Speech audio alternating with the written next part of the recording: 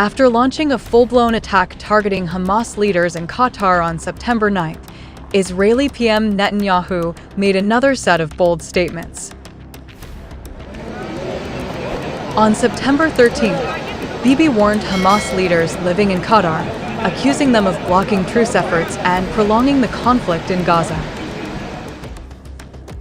In a post on X, Netanyahu said the Hamas Politburo based in Doha was dragging out the war endlessly and preventing the release of hostages. He didn't stop there and further added that getting rid of Hamas chiefs living in Qatar would remove the main obstacle to releasing all hostages. The post read, "The Hamas terrorist chiefs living in Qatar don't care about the people in Gaza. They blocked all ceasefire attempts in order to endlessly drag out the war. Getting rid of them would rid the main obstacle to releasing all our hostages and ending the war." Netanyahu's statement comes amid repeated Israeli criticism of Qatar for hosting Hamas's top leadership, according to the Times of Israel.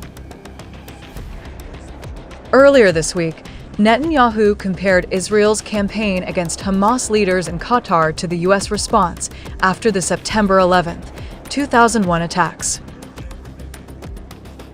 In a video message, he said Israel would act against Hamas leaders wherever they are unless Qatar expelled them.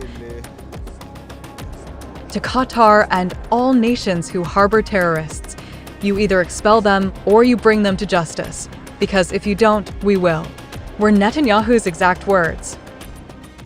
And I say to Qatar and all nations who harbor terrorists, you either expel them or you bring them to justice, because if you don't, we will.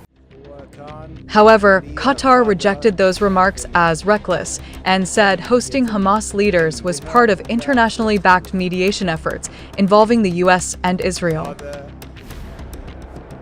Netanyahu's claim that Qatar secretly harbored Hamas is a desperate attempt to justify a globally condemned crime, Qatar's foreign ministry said in a statement.